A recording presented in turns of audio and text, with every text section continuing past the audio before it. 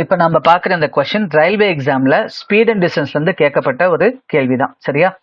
இந்த கொஸ்டின் எப்படி சால்வ் பண்றது அப்படிங்கறத பார்க்கலாம். நான் இப்ப படிக்கிறேன், கொஸ்டினை கவனிங்க. மோகன் தனது காரில் ஒரு குறிப்பிட்ட தூரத்தை 12 மணி நேரம் ஒரே சீரான வேகத்தில் கடக்கிறார். வேகம் மணிக்கு 5 கிலோமீட்டர் அதிகரித்தால் அதே தூரத்தை 9 மணி நேரத்தில் கடக்க முடியும். மொத்த தூரம் என்ன? சரியா? நான் இப்ப சொல்ற இந்த கான்செப்டை நல்லா அண்டர்ஸ்டாண்ட் பண்ணிக்கோங்க. சரிங்களா? ஏன்னா இந்த கான்செப்ட் உங்களுக்கு தெளிவா புரிஞ்சிச்சுன்னா தான் இது மாதிரி கொஸ்டின் எக்ஸாம்ல கேட்குறாங்க அப்படின்னா நீங்க அந்த கொஸ்டினை வித்தின் 20 to 30 செகண்ட்ஸ்க்குள்ள மனக்கணக்கிலேயே இதுக்கான ஆன்சரை சொல்ல முடியும். சரியா? நல்லா கவனிங்க.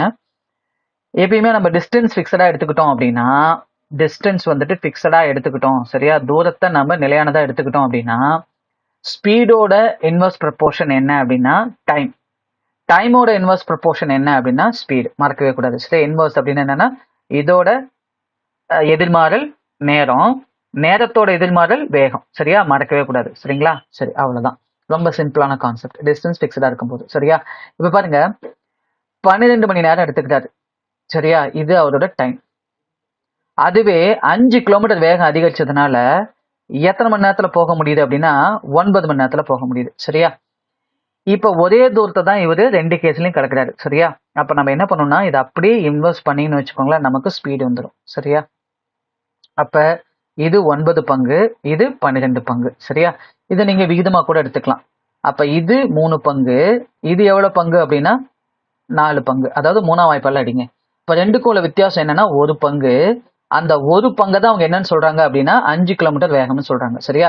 அப்ப 1 பங்கு 5 கிலோமீட்டர் வேகம் அப்படின்னா, சரியா, மணிக்கு 5 கிலோமீட்டர் வேகம் அப்படின்னா நீங்க எது கூட வேணாலும் இதை சப்ஸ்டியூட் பண்ணிக்கலாம். இப்ப 4 பங்கு அப்படின்னு போட்டீங்கன்னு வச்சுக்கோங்க, 4 × 5 அப்படின்னு போட்டீங்கன்னா மணிக்கு 20 கிலோமீட்டர் வேகம் வரும். சரியா? அதுவே 3 × 5ன்னு போட்டீங்கன்னா மணிக்கு 15 கிலோமீட்டர் வேகம் வரும். சரியா? நீங்க 2 வேகத்தையும் சொல்லலாம். அப்ப மணிக்கு 20 கிலோமீட்டர் வேகத்துல போறாருன்னா அப்ப 9 மணி நேரத்துல எவ்வளவு தூரம் போயிருப்பாரு அப்படிங்கிறது தான் நமக்கான ஆன்சர். சரியா? அப்ப எவ்வளவு தூரத்தை கடந்திருப்பாரு அப்படின்னா distance equal to speed into time. இது நமக்கு தெரிஞ்ச விஷயம் தான் இல்லையா? ஸ்பீடு 20 கிலோமீட்டர், டைம் 9 மணி நேரம். அப்ப அவர் கடந்த தூரம் என்ன அப்படின்னா 180 கிலோமீட்டர். சரிங்களா? இப்ப நான் சொன்ன கான்செப்ட் உங்களுக்கு கிளியரா புரிஞ்சிருக்கும்னு நினைக்கிறேன். அப்படி புரிஞ்சிச்சுன்னா மறக்காம இந்த வீடியோக்கு ஒரு லைக் பண்ணுங்க. அதே போல இது மாதிரி ரெகுலர் அப்டேட்ஸ் உங்களுக்கு வேணும் அப்படின்னா மறக்காம நம்மளோட அருண் அகாடமி சேனலை சப்ஸ்கிரைப் பண்ணி ஃபாலோ பண்ணிக்கோங்க. சரியா?